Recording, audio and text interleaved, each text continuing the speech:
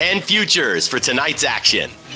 Bettor Sports Betting wants to know what picks you're playing tonight. Tell us in the live chat on YouTube, Twitter, and the Bettor Sports Network app. This is Bettor Sports Betting with Fantasy Alarm's Dan Servodidio. What's going on, everyone? Welcome in here to the Bettor Sports Betting Show on a Football Friday. We got NFL Week 1 to break down. Going to be a lot of football picks from me and Howard Bender on today's show. Thanks for joining in here on a Friday. What's up, Howard? You ready to talk some football here? I'm always ready to talk some football. Please believe me. Last night with the Chiefs Lions, I had Lions plus 5.5.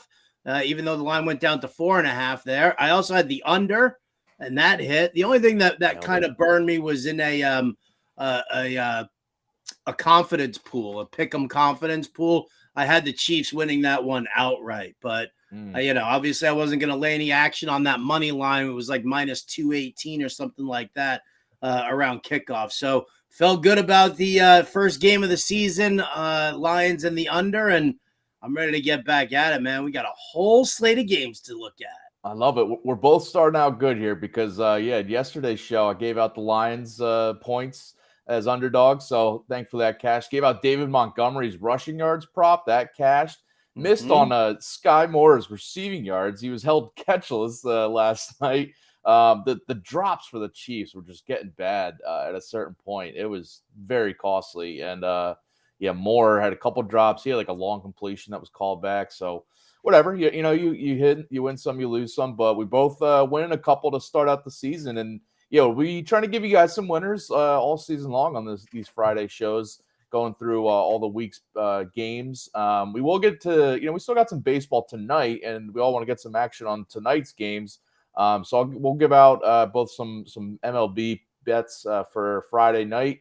But we got to start with NFL. We'll go through. We each have some game bets. We'll get to some player props too on today's show. Let's start out with our big game bets though for Sunday's slate. I'll let you kick things off wherever you want to go. The board is yours to start with any game you want to start. The board is all mine. All right. Well, usually I'll say this. I usually like going with dogs, and I had 3 dogs all set and lined up for this show. And I looked, and the first thing I saw was one of your picks, and I was like, well, Servo took that one. I don't want to have to double down on it, so I'll let everybody figure out what one you're talking about there. But I will start with the Jacksonville Jaguars, and I'll take them on the road minus 4.5 against the Indianapolis Colts. I don't know exactly what to expect from Anthony Richardson. Can he keep this game close? Yeah, I mean, it's possible. But the backfield is in complete disarray, whether you bring in Zach Moss back or not. I mean, Deion Jackson is okay, but I like the Jacksonville Jaguars defense, and I think that they can do enough to contain the Indianapolis Colts offense while Trevor Lawrence and company do their job. So minus 4.5 here for the Jaguars. I'm very bullish on Trevor Lawrence. I'm in there right now. So I'll take the Jags, and that's going to be my only favorite for this show. Okay, I like that pick. I'm glad you threw it in there because I'm also on the Jaguars. That's a good one. I'll be throwing their money line and probably some parlays too because I just think there's no way they're losing this game. Oh, wait, careful. I'm behind it. I don't want to jinx it at all, obviously. But that's the thing on these shows when we give out picks. It's like you got to be immune to any possible jinxes, I think. Unless you and me are agreeing on every single over/under win total or every single pick. But I don't think that's the case. All right, well, I'll throw out. Maybe this is the one you agree with. The Steelers. Is this the underdog? Okay. I was all set to put that in there. Well, I'm glad you agree here because as soon as I saw, going back a couple weeks now when Week 1 lines came out and things started shaping up, the Steelers as home underdogs in Week 1, give me that all day long. I mean, this is disrespect for the Steelers here and Mike Tomlin. Going back to, since Tomlin's been in Pittsburgh as home underdogs, 16-4-3 against the spread is Tomlin as a home dog. And you're getting them week 1 here at home. Plenty of time to prepare, plenty of film on Brock Purdy now to figure out how this veteran defense can kind of frustrate him, force him into some turnovers. I'm all aboard this one. And Tomlin's Steelers teams, by the way, overall as underdogs, not just as home underdogs, 64% cover rate against the spread too. I love that the Steelers, played some of their starters on offense in the preseason to get clicking with Pickett and Pickens, Deontay Johnson. I think the offense can be ready to go. I'm looking for Pickett to take a step up in year 2 as well. And the 49ers defense, I know Nick Bosa just signed that big contract. I do wonder how many snaps he actually plays in this opener. What his conditioning is. Maybe they kind of limit him on bringing him on, third downs for the most part. But I think that just has to downgrade the 49ers defense a little bit as well. And then the other, just kind of the sweetener on top here, Kyle Shanahan in week 1 with the 49ers, 1-5 against the spread in his week 1 game. So give me the Steelers at home. I'll probably sprinkle some money line on them too, but give me the spread. You're giving me points plus 2.5, minus 110 on DraftKings. I'll take it. You know what else I find incredibly interesting here about this game is the over-under. It's at 41.5 right now. It seems very, very low for two teams that, you're talking McCaffrey, Debo, Brandon Ayuk. On the other side, you're talking about Pickett to Pickens. You're talking about Najee Harris. You're talking about Deontay Johnson, Pat Freiermuth. George Kittle on the other side. So you've got all of these weapons, these fantastic weapons, and yet such a low game total.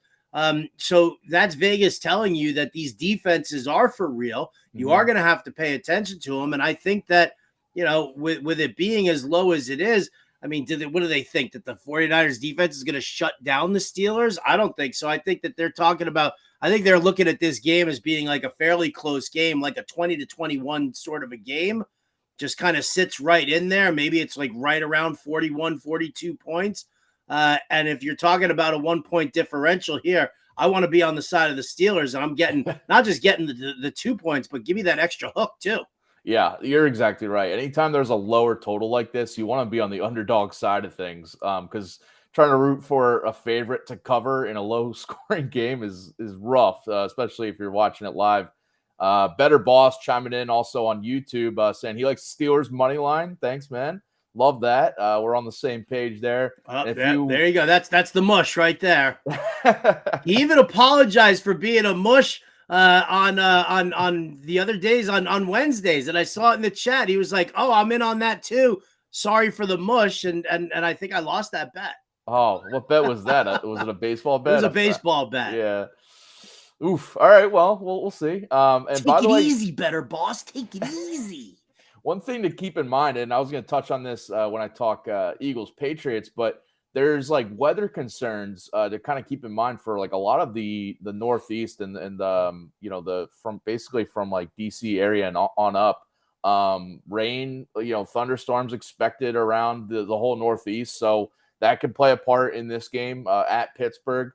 So keep that in mind. Maybe that keeps it lower scoring. And Brock Purdy in bad weather, who knows? Brock's a saint. He's a saint. No, he's a 49er. He's not a saint. No, that's right. Dorothy Mantooth. She was the saint. Dorothy. All right. Where else are you going here, Howard? I'm going to go to the Battle of Ohio, right? I'm going to talk about the Browns. I'm going to talk about Cleveland. I'm going to talk about the fact that I don't think enough people are talking about Cincinnati's defense and how many players they actually lost, not just on the defensive line, but they lost both their safeties too. And so they've kind of revamped things. The offense looks fantastic. Who doesn't love that offense? But you know what, man? You give me the Browns. You give me those 2 points with them. Nick Chubb's going to be running the hell out of the football. And I'm like, really, I'm a firm believer in both Nick Chubb and I think Deshaun Watson is going to be able to do enough just to kind of keep it close, keep pace, possibly even Cleveland winning this one at home. As a home dog. Again, you said it before, home dogs week 1. Yeah. We love those guys. We really do. So, give me the Browns and give me those 2 points. And again, I just want to see this one stay super close. It's a 47.5 over under, which is high, but I do think that both of these offenses can definitely put up points both on the ground and through the air.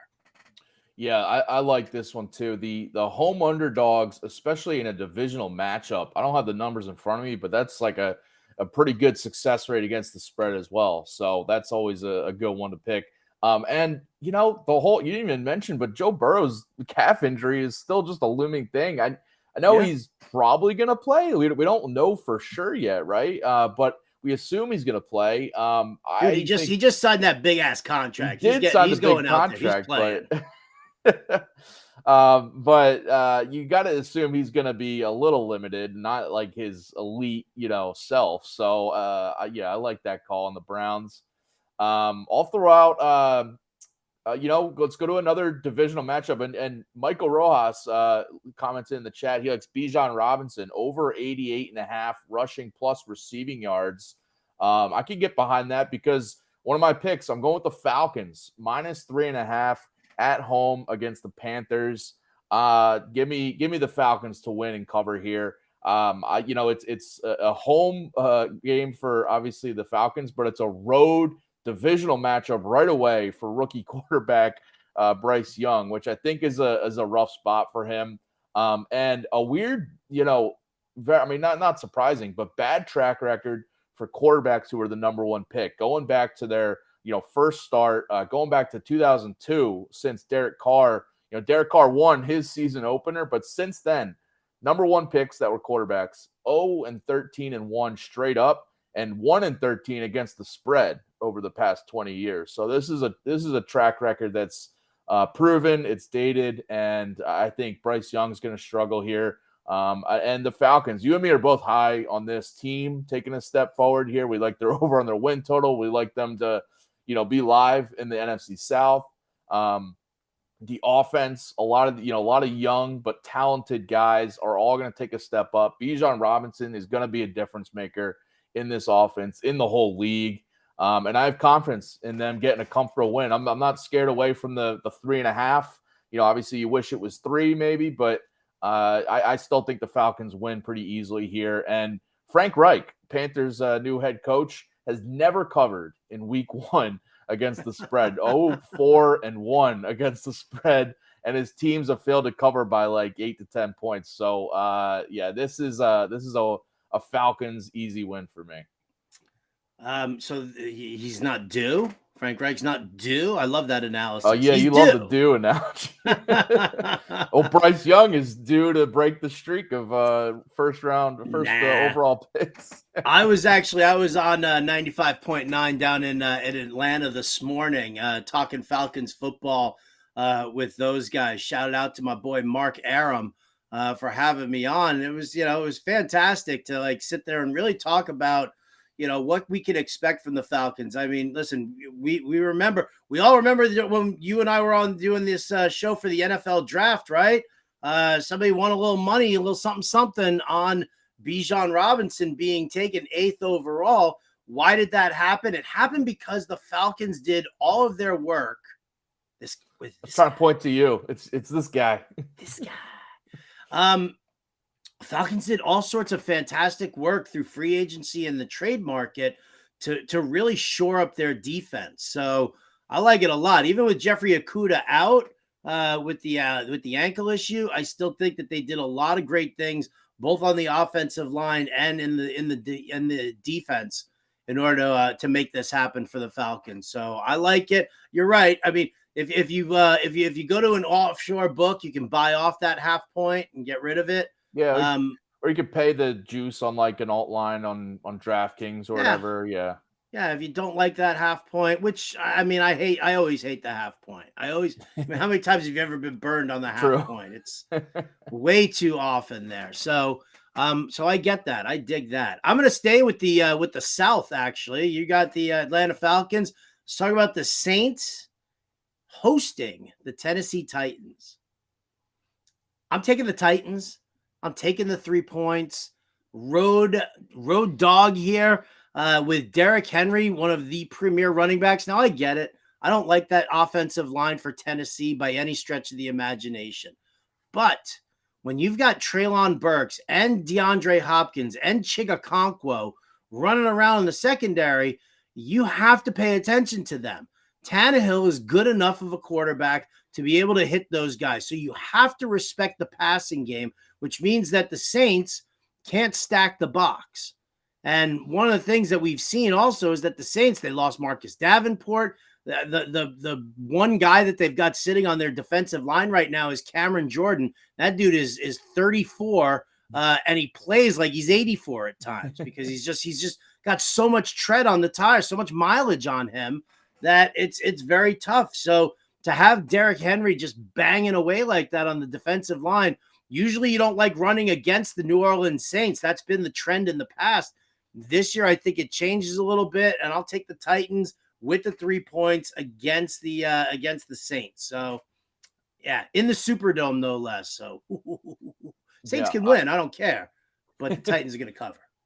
Yeah, I like that one as well. I almost put the Titans as one of my underdog picks too, because Vrabel is a really good coach against the spread as underdog, and much better than compared to like when he's a favorite. So I think he's going to have his team ready to go. And I do think with Derek Carr in New Orleans, I think the offense could, get off to a little slower start, especially no Kamara.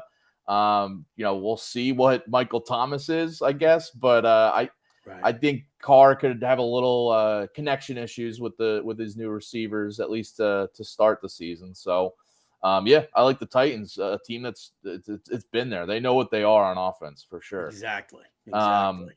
Good call there. I'll go with I'll throw out the Eagles Patriots under 45, minus 110 on DraftKings.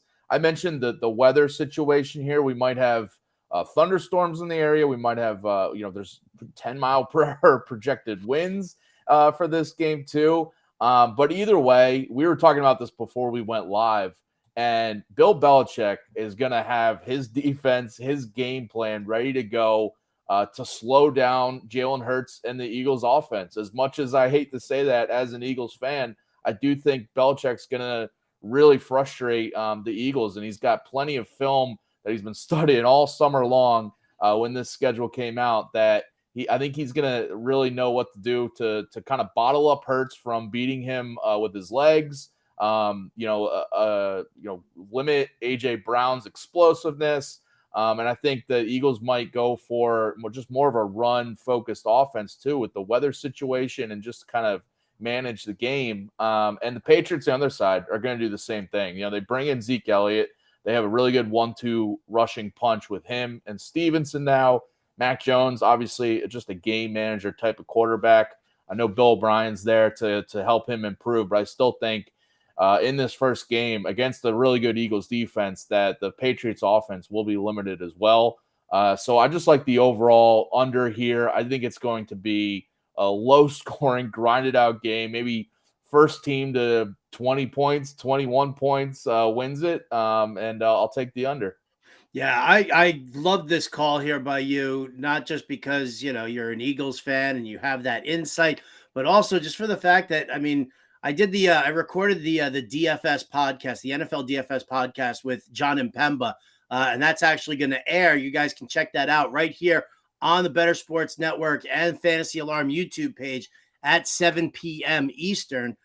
John and I break down the entire slate. We build a lineup at the end. But one of the things that we were talking about when we got to QBs was I do not want to pay up for a guy like Jalen Hurts, knowing that Bill Belichick has had this entire summer just to scheme against it. It doesn't matter what, what his his personnel is like. This is the mind of Bill Belichick really trying to clamp down. And that he's got some strong defensive personnel. So I like them to, kind of keep the Eagles, it's just not going to be a runaway. And, even if the Patriots don't score on the Eagles, I think that it's, the Eagles aren't going to like blow this game out. I think this definitely could be like a 20-10 game. Yeah. I definitely think so. Yeah, and the other point with the Eagles offense side of things, none of their starters played together during the preseason. Jalen Hurts didn't play at all. A lot of their main offensive guys didn't play at all. And I do think that they're, the first half under you could look at for this one as well, because I just think it's going to be a slow, some hiccups.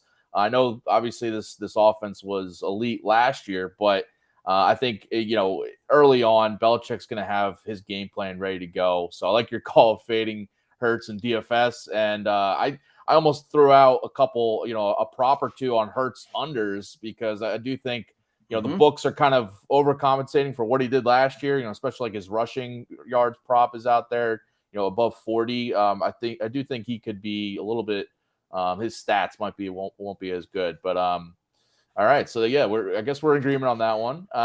So what else you got going tonight? I'm going to go with this one's going to buck the trend, because this one is not a popular pick by any means. And that's Tampa Bay, Minnesota. I'm going to take the under 45.5. Everybody's jumping on the over because Minnesota's defense, it was just so horrendous last year. And they really didn't do a whole lot to change up that personnel, right? I mean, I think they got rid of Cam Dantzler, in the secondary. But I mean, overall, they didn't really do a whole lot. What they did do was they got Brian Flores. And Brian Flores, to me, I mean, we saw what he did in Miami as a head coach. He was rock solid. And now as the defensive coordinator, which is his specialty in Minnesota, I think he can get more out of the personnel that he's got. Not to mention the fact that you're going up against a battered and bruised already offensive line for Tampa Bay. They lost their center, Ryan Jensen. Half their line is already banged up and hurt. You got Baker, I suck Mayfield, sitting there under center. That dude's atrocious. Right? Rashad White, how's he going to run behind that offensive line? It's just not going to work.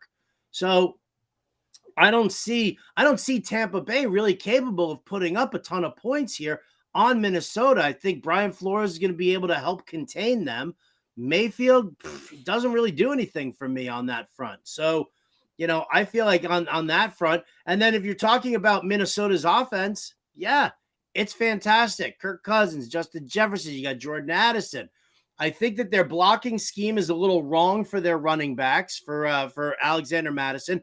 You can't, hybrid blocking schemes don't really work all that much unless you've got your personnel's got the physicality to do it.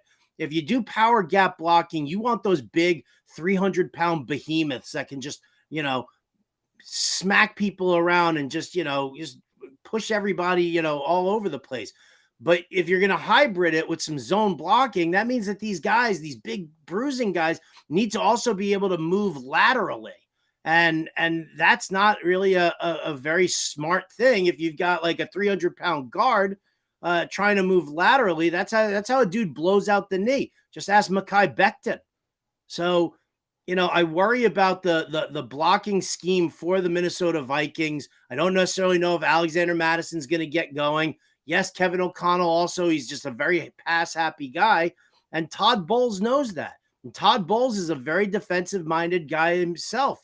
So I kind of feel like this game, I think Minnesota wins it outright. I don't think Tampa Bay puts up a lot of points. And when the scoring is going to be that one-sided, I'll take the under for that. 45.5, it's minus 110 on DK. I don't see why not. I got to give you a round of applause for the breakdown of the Vikings blocking schemes. That is what, if people tune in here, or if you listen to Howard on the SiriusXM Fantasy Show or any shows that he's on, all the shows, this is the X's and O's that you come for, because Howard puts in the work of you actually gotta think about specific things with these teams, not just like, oh, their offense stinks or their defense is good. That's a good call. To keep things basic, though, I think the Bucs offense will stink. So, so I mean, come on, Baker Mayfield. Mike Evans also. I mean, he's a little banged up. I mean, he got back to practice the other day, but I mean, he's still banged up too. So, I saw people this morning are already trading Mike Evans to the Chiefs. Right. Well, you know what? Daniel Jones restructured his contract. Right, freed up like $6 million for the Giants. That's a team that also needs a number one wide receiver too. Yeah, and Darren Waller landing on the injury report today, might with a hamstring injury, might sit out this week one. It's already the Giants receiving core. Wan'Dale Robinson is also out already. This Giants receiving core is already dealing with injuries. I got to stay Not positive. You know, my wife is a Giants fan, Yeah. and my social agenda is on Sundays is always contingent on whether or not the Giants win. So if the Giants are gonna, if everybody's hurt and the Giants are gonna lose to the Cowboys, no less, it's gonna be a cold. I might have to stay in Vegas just for Sunday and not show up at home for the weekend because she's gonna be a grouchy bunny. Those are going to be sad tissues on Sunday night, huh? All right. My last pick I'll throw out. I'm going with another underdog, and this also might be an unpopular play, but I don't care. The Texans. The Texans are going to cover this large spread against the Ravens. It's too big to ignore. 10 points in a week 1 game. I know it's a rookie quarterback. It's a rookie coach in DeMeco Ryans. But I just think this spread's too big. Week 1 underdogs of 8 or more points, going back to 2003, 25-9 against the spread. That's a 74% cover rate in this sample size. I know they're a road underdog. I still don't care. I think the Texans are actually going to be more competitive than people think, like early on in the season. While there's still some, new coach optimism. DeMeco Ryans, a defensive guy. I think the defense is going to be better than people think early on in the season. Stroud, a rookie quarterback on the road, is worrisome for me. I just laid out how Bryce Young on the road could struggle, but I think that the Baltimore offense on the other side, I need to see what they are for sure and how this all works with the new Todd Monken offense. It's a complete change in offensive scheme than what the Ravens have been for years under Greg Roman. And I just need to see it for a couple of games to see how Lamar Jackson's actually fitting in with an offense that's going to be, more pass heavy, presumably, and just a complete change from what Greg Roman was running there. And also just the overlying thing here is this is a classic look ahead spot for the Ravens because they're playing the Bengals on the road next week. Divisional matchup. Those are two teams that a lot of people are picking to be battling it out for first place in the AFC North. Maybe a little, second half, if they have a big lead, a comfortable lead, maybe they're kind of like taking their foot off the gas. It's a prime backdoor cover spot for the Texans to score late to kind of break everyone's hearts here. So give me the Texans plus 10 on the road in week 1. I'll push back a little bit on this one here, right? Just so that we're not like in full, harmony, because I love this Ravens defense. I really do. When they picked up Roquan Smith last year, I mean, that was a game changer for them. Home game for the Ravens. Yeah, I know there's some questions about the offense and whether or not it's going to fit, Lamar Jackson's style, but I don't know, man. I think if Mark Andrews is there, I think that this offense is very, very capable because DeMeco Ryans, as much as I love him as a coach and a defensive-minded coach at that, I mean, the personnel is really, really bad. There's like minimal pass rush. The secondary is atrocious. They're going to be bouncing off the walls trying to cover, you got Zay Flowers, Odell Beckham, Rashad Bateman, Mark Andrews, Isaiah Likely. I mean, while all that's going on, Lamar, the running lanes for Lamar are going to open up really nice and wide as well. So, I feel like Lamar has himself a good day rushing and throwing. And I'll push back on the 10 points. I know. I mean, in all honesty, it's a no bet for me only because I hate betting, double-digit spreads normally. So, but I just think that Baltimore is going to whoop their asses. I really do. I think that this defense is going to scare poor little CJ Stroud. All right. I guess we agree to disagree on there. I mean, I just think that a week 1 10-point spread is just too big for even though the Texans were terrible last year, obviously terrible, and the Ravens are a significantly step ahead in the NFL this season. Yeah, I'll just take those 10 points. Listen, the unpopular pick, the underdog pick is just, something that can't go overlooked. Sometimes it's the winning pick. Not saying it's going to win, but on yesterday's show, I gave out Nebraska as underdogs against Colorado because everyone's betting Colorado. Right. But I'll take those 3 points for Nebraska. But, who knows? We'll see. But we'll come back on Monday and see what happens here. All right. Got to remind you guys, if you haven't already, to go get the Fantasy Alarm All-Pro subscription. You can start a free 7-day trial for Fantasy Alarm's All-Pro subscription. Get all the Week 1 DFS content, the QB coach, running back coach, wide receiver coach, value plays, everything for all Week 1 is over there on Fantasy Alarm. Picks for betting, picks for DFS, everything. You get it for free with that free 7-day trial. Or get the subscription. You go to fantasyalarm.com/NFL. Also, my college football stuff, college football DFS for tomorrow. You can get that playbook that's up. Best bets for tomorrow, too. You can get all this stuff. Baseball for tonight, obviously. We go baseball DFS, MLB bets, too, for the All-Pro subscription. So definitely jump on this while you can before Week 1 gets underway here. All right, let's dive into some player props. Because we're going through our game bets, and maybe we're correlated on some of these with where we're liking some of these games to go. But let's go through these now. So, what is one of your player props for Week 1? You know what? I just said it. It's Lamar Jackson over 50.5 rushing yards. I'm happy to take the over on that. It's -115 on DraftKings. Again, I think that a lot of people are thinking that he's not going to run as much because of this air raid offense. But I'm sorry, when he's rolling out and coverage is, tightening up on his receivers, and he doesn't want to force anything, it's his natural instinct just to take off and run. So, over 50.5, it might be a little high for most quarterbacks, but I think he nails this one for sure. I was actually looking at his passing and rushing yards combined.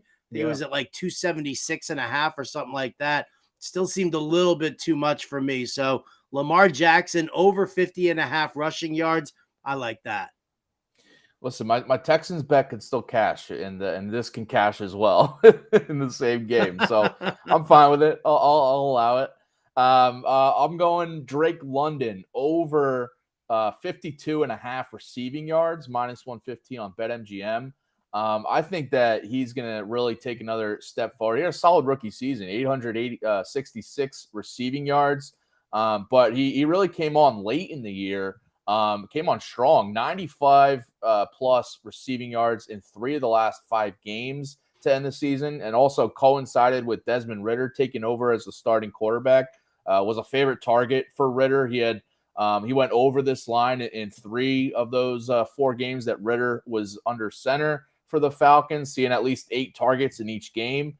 And I think the Arthur Smith offense is now starting to take fully shape now. We saw what he did in Tennessee. He had a workhorse running back in Derrick Henry. He had a stud physical receiver in A.J. Brown on the outside.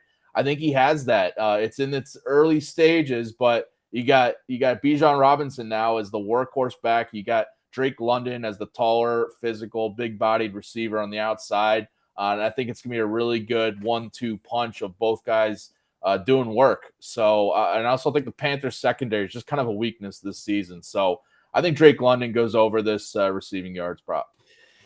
In all honesty, I mean, like I said, I love the Falcons. I love what they've got going on there. I'm going to hold off on any Falcons receiving props until I see what Desmond Ridder does under center. I like him. I don't love him. And I think that, his backup Taylor Heineke is probably going to be a stronger passer. But until I see what this quarterback situation looks like and how Ridder looks under center, I have to pass on any props. It just makes me a little too nervous. I get that. I do think if anybody, it would be London, in my opinion. Just, it's either him or Pitts catching passes basically in this offense. And I think Ridder might lean on London more so. So that's where I'm going. You have a pick, and I think Michael Rojas gave out earlier 88.5 rushing and receiving yards for Bijan Robinson. I think you could get on board with that with one of your picks, right? Can I? You have oh, you know what? I Ah, misread that. I misread that one. looks like a different You have a different Robinson. Robinson. I totally just assumed that was Bijan, but my apologies. My apologies. You know what? Don't apologize to me. Apologize to Brian Robinson's mom who watches the show. Right? Because I mean, let's face facts. So, Washington Commanders taking on the hapless Arizona Cardinals. For me, I'm taking Brian Robinson. I'm taking the over 57.5 rushing yards. It's minus 115 on DraftKings because I know that we're expecting Antonio Gibson to really step up with Eric Bieniemy's offense because everything that he brought over from the Chiefs. They love their pass catching running backs. However, Riverboat Ron, he's the guy who calls the shots. And so if we're sitting there in the second half and Washington has any kind of a lead over the Arizona Cardinals, what does Riverboat Ron want to do? He doesn't want to gamble. He wants to just run the clock out. He wants to hand the rock over to Brian Robinson. We saw that last year. I actually covered funny enough, I covered a fantasy football draft done by a bunch of Major League Baseball players, right? From the old days of the Braves. And Brad Lidge won the league last year. And, they have all these bonuses for carries and stuff like that. Who was his MVP last year? It was Brian Robinson. Why? Because they just kept giving him the football, in the second half. The dude was getting 20 carries, 25 carries. And they were just kind of loading him up. So I think if they've got the lead, I think they just give it to Brian Robinson and just keep letting him run it out. Arizona's defense is terrible. 57.5 rushing yards. I'll take the over. Yeah, I mean, I expect the Commanders to be playing with the lead here for sure. So I can get behind that one. That seems low, actually, for if you just kind of think about in general, a lead running back for a favorite that's favored by 7 points right now, and should be winning this game easy. Yeah, good call on that one. I'll go Calvin Ridley over 62.5 receiving yards, minus 115 on BetMGM. Obviously, we haven't seen him play in over a year, but I think that him and Trevor Lawrence are going to get on the same page right away this season. We saw them connecting often in the preseason when the starters were out there for the Jaguars. I think that's a great sign that these guys are on the same page. And I'm just banking on Ridley going over this yards, 62.5.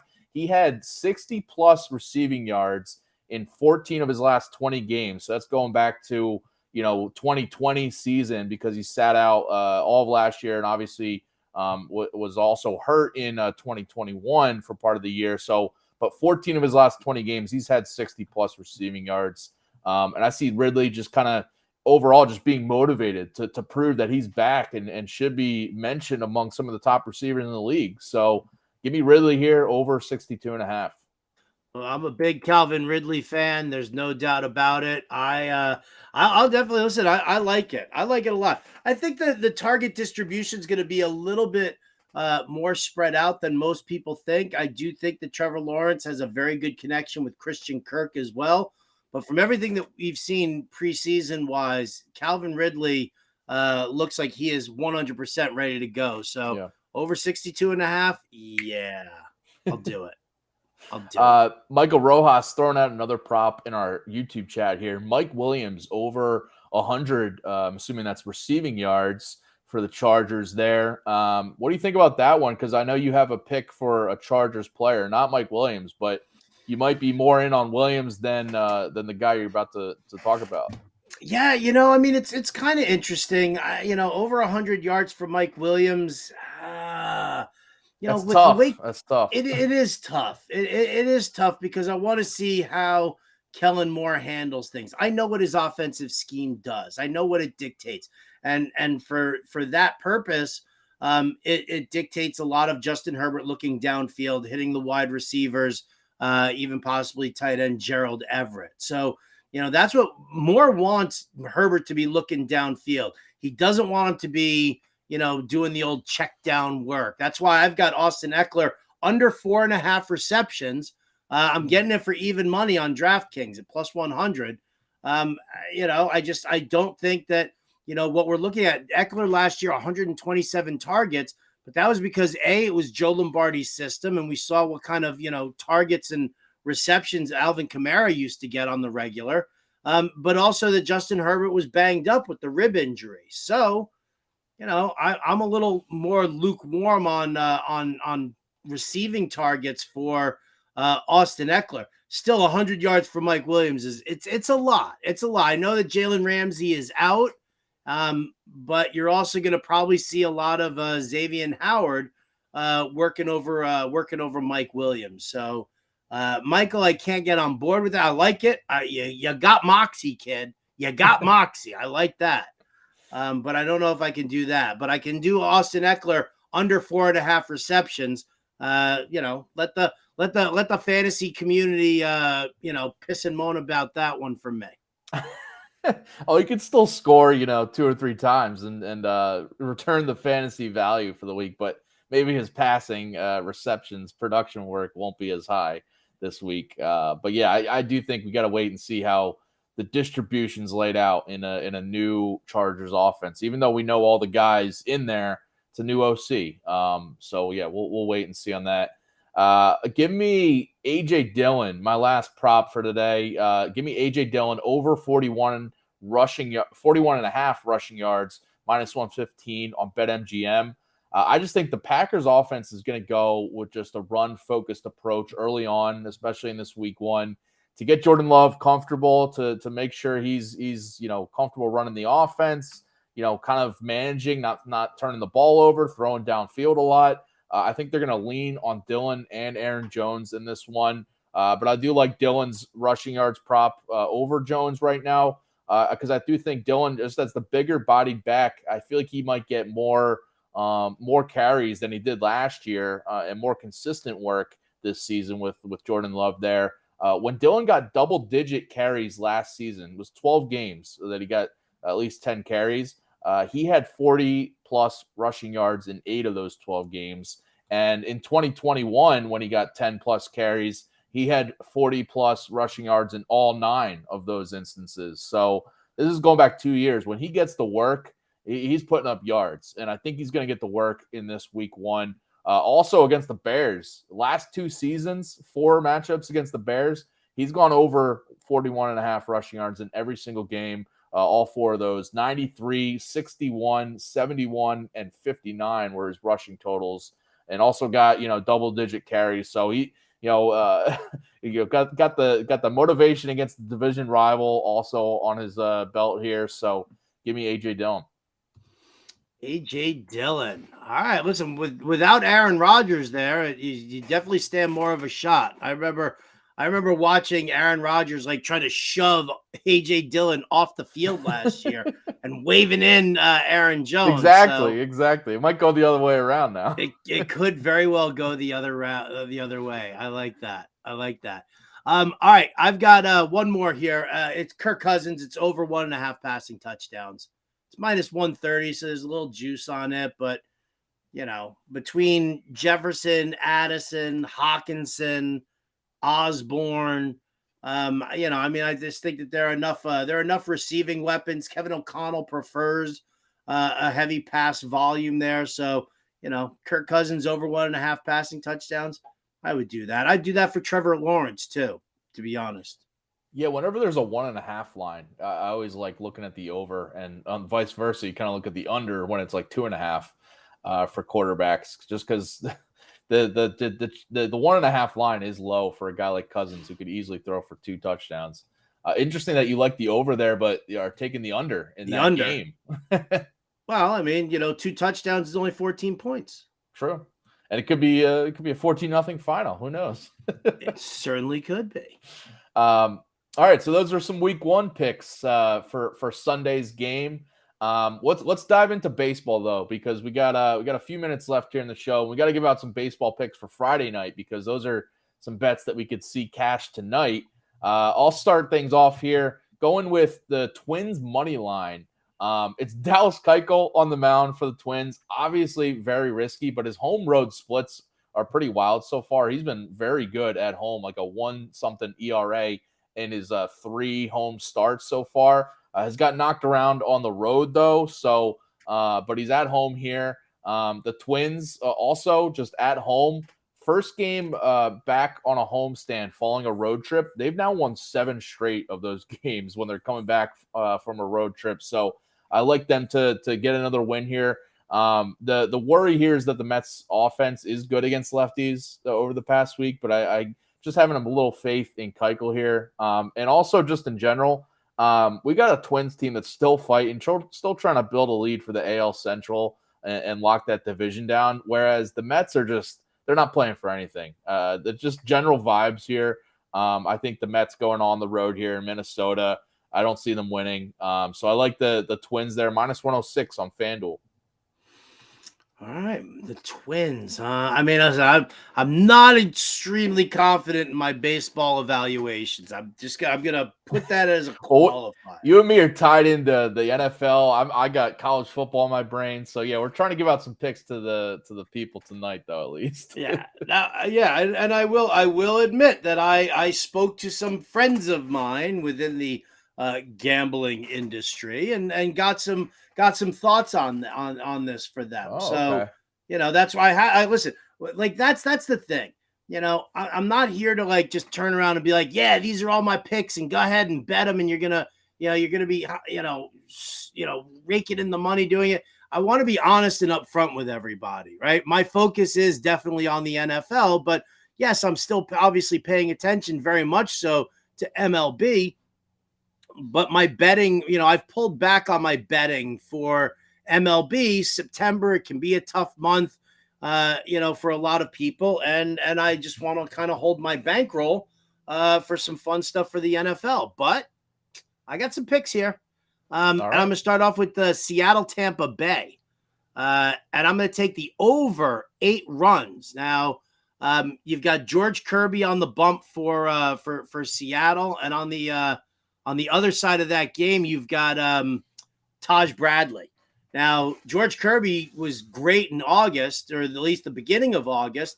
But if you look at George Kirby's numbers over the tail end of August and here in early September, it's like a 6.34 ERA. So he's given up a lot of runs there. Tampa's fighting. And so I do have, some concern over Kirby's recent performances. Couple that with Taj Bradley, who, I mean, let's face it, he has been rough beyond belief. So, and Seattle's been white hot, here over like the past month. Their numbers have been great. So I know that some people think that it's going to be this, really hot pitchers duel because it's George Kirby and Taj Bradley, but I'll take the over 8. This was 7.5. Everybody started jamming that over. Ooh. So it moved up to 8. And I'm happy taking the over with that little safety of the push as well. Yeah. And it's the money lines are minus 115 for the Mariners, minus 105 for the Rays. So should see it on both sides, the offense there. All right, I'll take an over too. Over 8.5 in Padres Astros. Also one where you might think it should be kind of pitching focused, pitching dominant. Blake Snell against Hunter Brown, but Hunter Brown struggled in the second half. Has a 5.44 ERA since the All-Star break. He's allowed at least 5 runs in 3 of his last 5 starts coming into tonight. And the Padres, kind of inconsistent offense, but doing well against righties over the past week. And their offense is averaging just about 5 runs per game over the last 10 contests. So I think they will get to Brown here. And then the Astros offense, elite against left-handed pitching, has been all year, tops in the league over the past 2 weeks. And Blake Snell, I think, he's been really good, obviously, 2.50 ERA this year, but I think he's going to run into trouble against the Astros offense, especially on the road. Snell, in his career in Houston, 7.94 ERA in 4 career starts against the Astros on the road, and a 6.11 ERA in 7 career starts against the Astros. Just the guy that the Astros have gotten to him, back when he was with the Rays and has faced them sparingly when he's been in the NL, but I think the over here, over 8.5 is the way to go. Okay. All right. Now I'm going to go crazy and I'm going to go with an under. Whoa. Right. Colorado, San Francisco. Ty Blach against Kyle Harrison, right? Not great pitchers, but let's face facts. They're also not great offenses right now either. Colorado's offense away from Colorado is just absolutely putrid.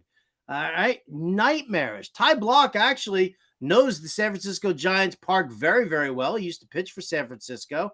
And yeah, so I think that Kyle Harrison can contain this god-awful Colorado Rockies lineup. And I think Ty Block can do the same thing with San Francisco. So it's under 8, minus 105 on DK. I'll take that. I think the over was like minus 112. So, Vegas is telling you it really could go either way here.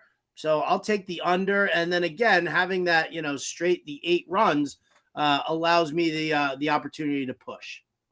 Yeah, I do think Kyle Harrison has another good start and a high strikeout one too. I looked at his strikeout prop too, 6.5.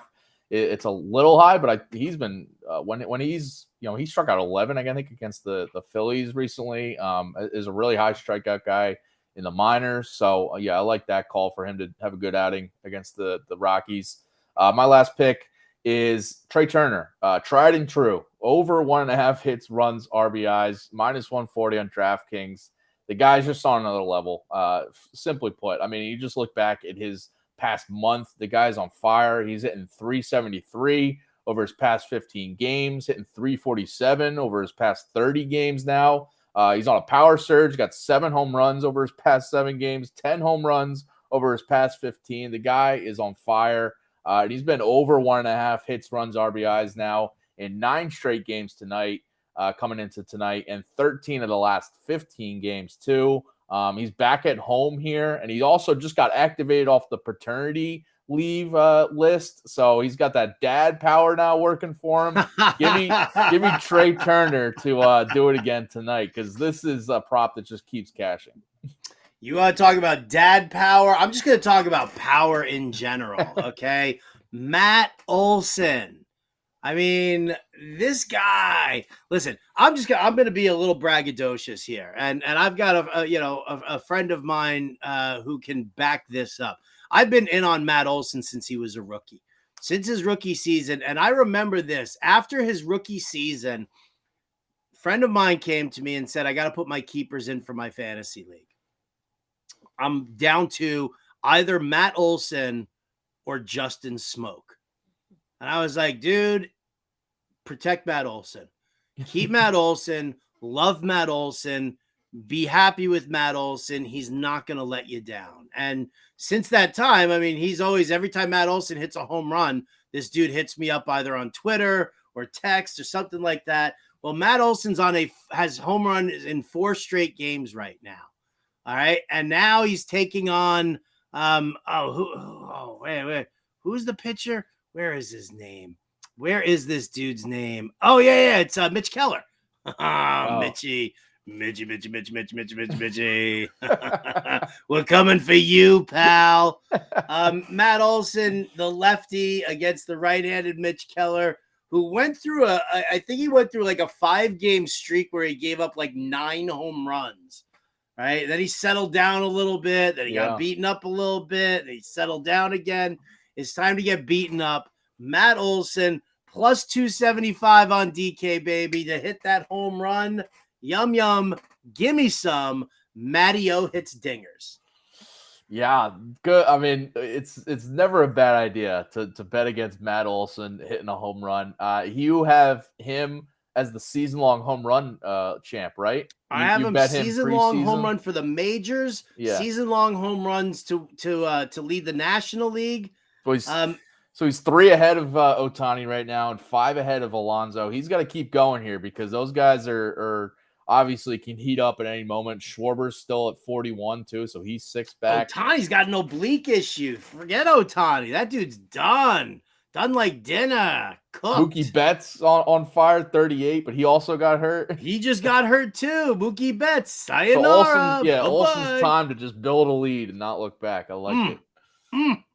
All right, we got to get out of here, but appreciate everyone tuning in here on a Friday, giving out some NFL Week 1 picks and some baseball bets for tonight. But if you missed any of it, go back and listen to and watch our first 45 minutes or so breaking down all of our NFL Week 1 props and game picks before Sunday's slate gets underway. So good luck with all our picks and all your picks out there that you have going. And we'll be back on Monday to preview Monday Night Football. Howard's Jets are in action, so we'll be breaking that one down. Good luck this weekend, and we'll talk to you guys later.